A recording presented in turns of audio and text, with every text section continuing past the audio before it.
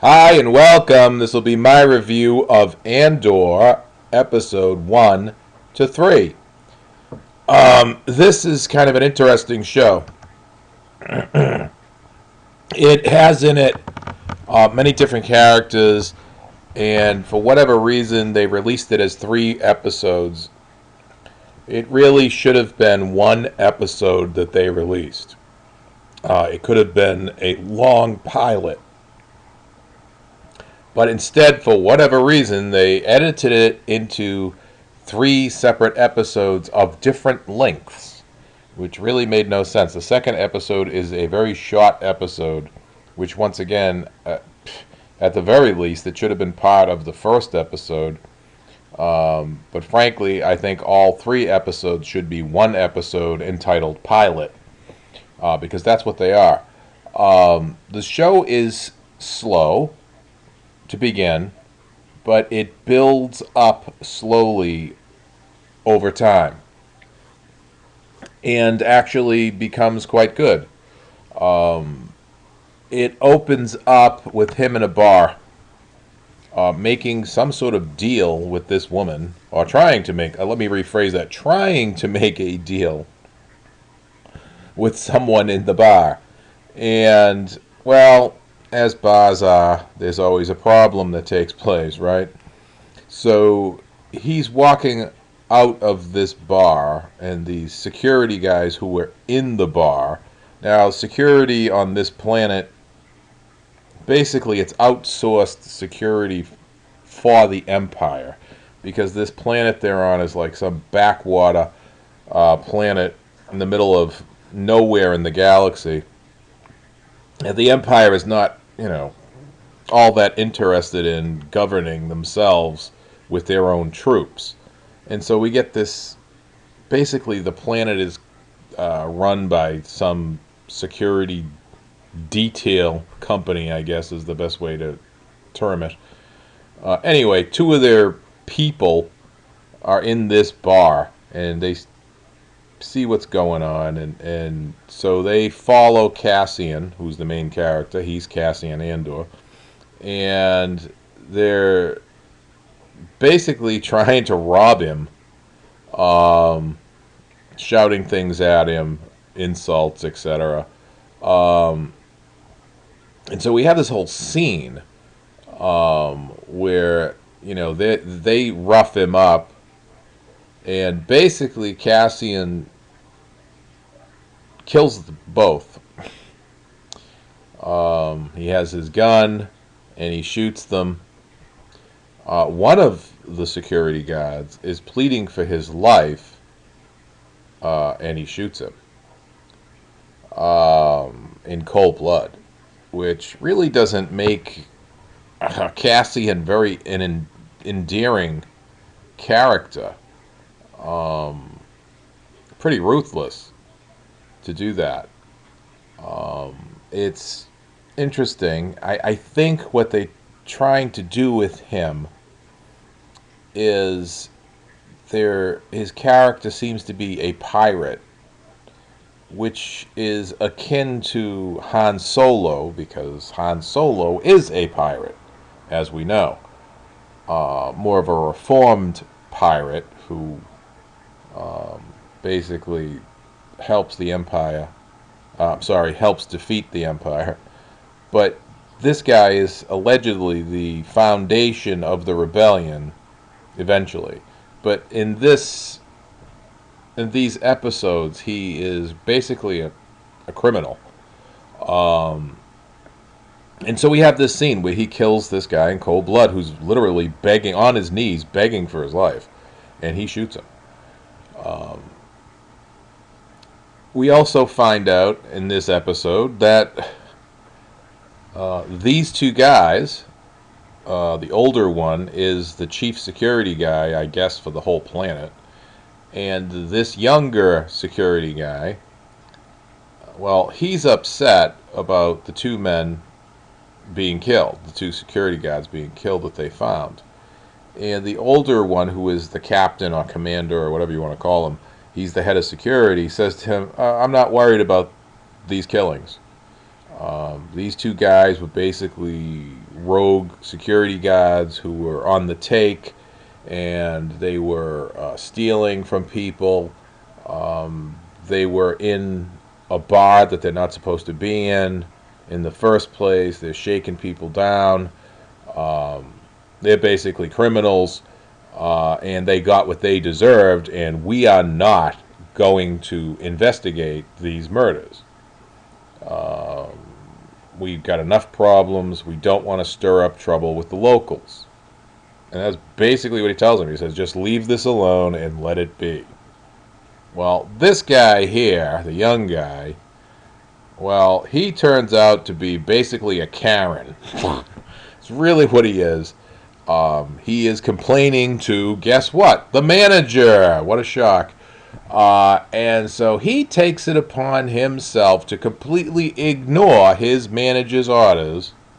Because, of course, he knows he's a Karen, so he knows more than his boss. And he is going to investigate the killing of the two security guards. Okay, so he's looking up all this stuff, and he suspects, of course, Andor, who is the prime suspect of the case. And so he's doing all of this research, and he is convincing other security people to join him in his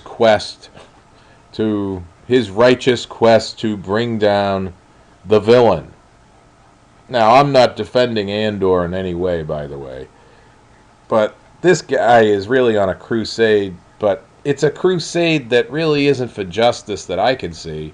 The crusade that he's on is basically he's a hack who is just trying to prove that, he wants a higher title. Really, it's an ambitious thing that he's on, where he thinks he should be in charge and not his commander. That's really what the take I get out of this. I basically get that all of these security guards are basically hacks, and they just have these cushy jobs where they're just watching over the planet for the Empire and collecting their salaries, and that's about it.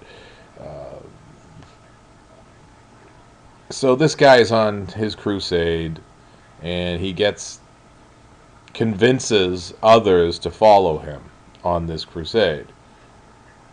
Okay, so we can see this powder keg slowly building up. Now the show is slow, I'm just telling you that. It's not action sequences going from action sequence to action sequence. There's a lot of dialogue and a lot of background stories are being built.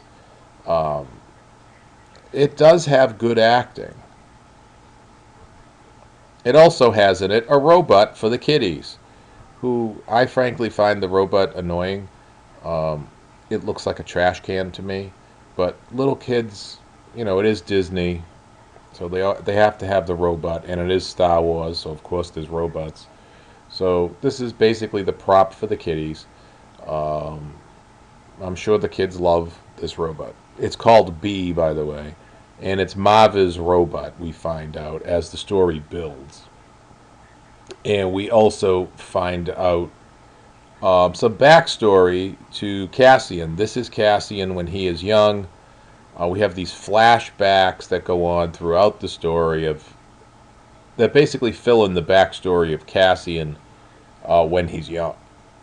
He is part of some tribe that has no technology, which I find bizarre in the Star Wars realm. I don't know how you could have a whole human or humanoid peoples that are completely devoid of technology and are not even aware of it in the Star Wars timelines. Just because their technology is ubiquitous. Everyone has it. It doesn't really jive to me with the Star Wars story. How he could be in a tribe like that where they have no technology at all, nothing. I mean, absolutely nothing. Not even like a communicator or anything. even though there's robots all over the place, but they don't have any robots. I mean, it's just, it seems kind of weird that he would be like that. But be it as it may, he has this backstory where he's in this tribe that's completely technology illiterate. And they're basically, what I gathered from it is that there's some type of scavengers, and there is this ship that crashes on their planet, and they go and investigate it. And so this whole backstory forms where they go and investigate this ship. At the same time, we meet the mechanic, I'll call her, who I believe is the love interest of Cassian. But she has a boyfriend, which, okay, who ends up getting killed in the episode by the security guards. But whatever, we meet her, and frankly, she doesn't have that big a part in the show at the moment, or at least in these episodes, right? She's there. She tries to warn Cassian at one point. That's really her whole gig. And here are the stormtroopers, not stormtroopers. They're security guards, so they got different kind of uniforms, which is good to see for a change in Star Wars. I'll be honest with you, I really have grown tired of seeing stormtroopers in white garb. I personally could never understand how stormtroopers could be dressed in white, or any combat troops could be dressed in white, unless, of course, they're fighting in the Arctic or Antarctic.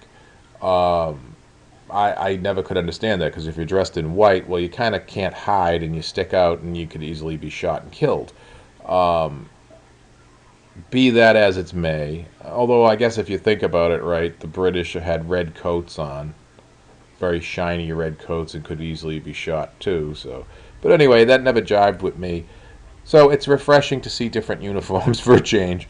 Anyway, these security guards are with our Karen, and this guy here is the sergeant. This is the Karen, and he's got his men with him, and this is a squad, but he has several squads with him that he's taking with him to take down Cassian. And they do this whole thing where they land in these shuttlecraft.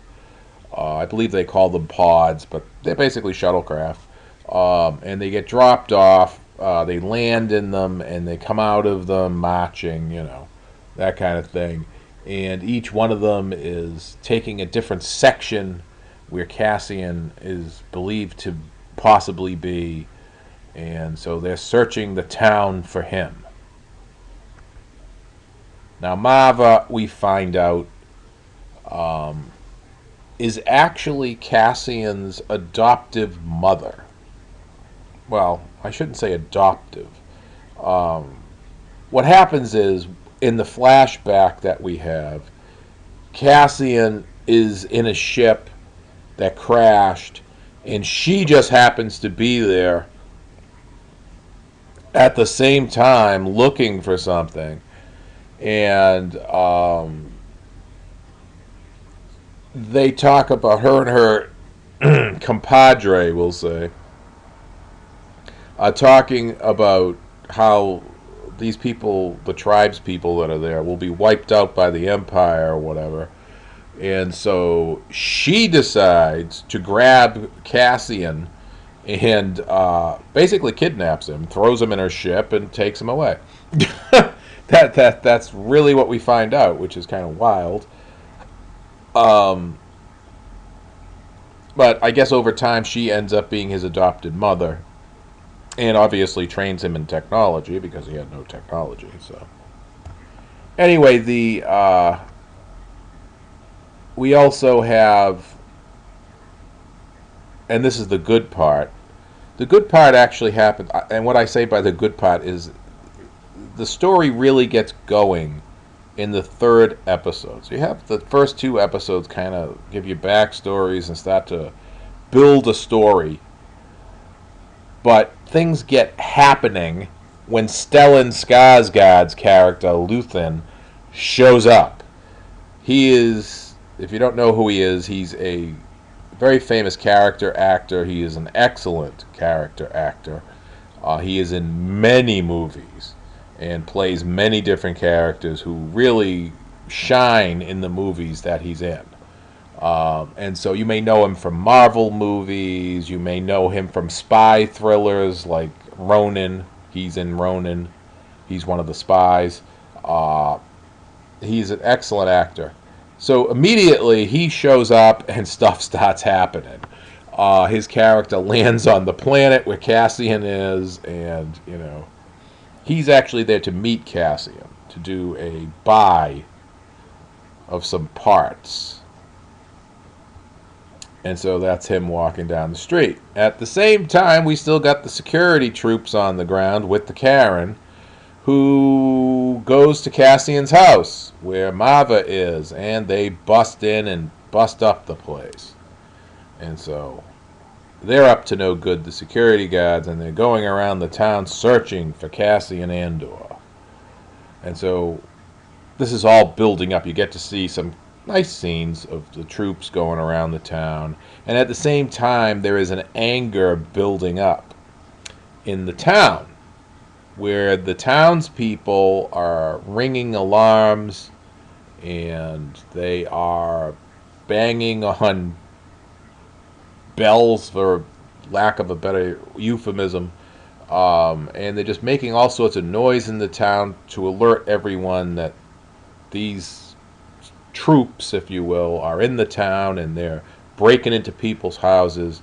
So the fact that they're breaking into people's houses, searching for Cassian, is really basically pissing off the the village people, let's just say, and really getting them angry at these security people. And so, once again, the Karen is doing exactly the opposite of what his commander told him to do. And so this all ends up where they get Cassian and Stellan Skarsgård's character trapped in a building. And so when Cassian and Luthen meet, Luthen is not interested in buying anything from Cassian. Cassian thinks he's there to buy stuff from him, and he's not.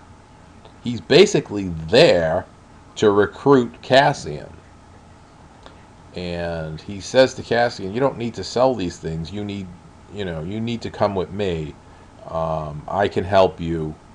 I would like to train you and teach you stuff that I know." And basically wants him to join the rebellion, if you will. And so they're in this building, and I don't want to call them stormtroopers, but the security people are there, and they're in this big shootout with them. Good action scene. Goes on for a little bit. A lot of shooting back and forth. Security guards getting killed, and so on and so forth in the fighting. And so, they're not trapped. They have a way out. They have to go through this panel that's kind of like a ventilation system that they escape through to get out of there. And also, once again, you have to realize at the same time this is going on, the townspeople are really starting to get angry. And the security guards are really starting to get nervous. They have this shootout. They lose a lot of men in the shootout. And the townspeople are starting to rebel at the same time. And so the security people say that they're going to wait outside for Cassian to appear with Stellan Skarsgård. Stellan Skarsgård had set explosive charges to blow up part of this factory that they're in. And Andor uses the charges to help them escape as well. And so they end up getting a I don't know what you want to call it, a hover cycle. It's basically a hovering motorcycle, and they escape on that out of the town. But the result of all of this is that clearly a rebellion has started because the townspeople have risen, and they are very angry at the security guards. And so basically, just out of sheer happenstance, they have triggered some type of rebellion on this planet, and that's really how it's left. I thought that the show was good. I was actually shocked that the show was good. I didn't expect it to be good, especially after the Kenobi disaster that Disney had released before, and of course, other Star Wars movies that have recently been released and were horrible. The only thing Disney had done that's been good has been The Mandalorian so far that I can see. And this show, actually, the first 3 episodes I thought were good. I just think that the episodes should have been, it should have been 1 episode, not 3. It could have been, they should have had would have been what, an hour, and with the correct editing, it would have been probably like an hour and a half long, something like that, and that would have been the pilot. But whatever. I don't get the 3 episodes, why they had 3 episodes, but I thought the show was entertaining. Like I said, it's a slow burner. It starts out slow, but they explain the story. So you might say it's good storytelling, to be honest with you.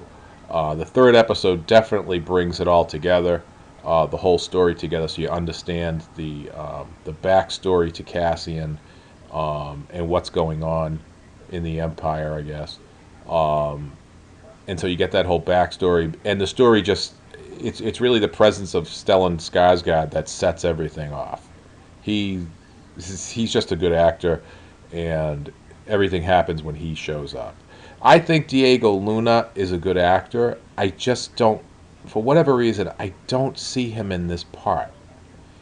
I think he's excellent in the Narcos show, by the way. He's in Narcos Mexico, he's really good in that. But he plays the part that he seems to be good at is more of a businessman, an accountant type, that kind of person. Him being a pirate,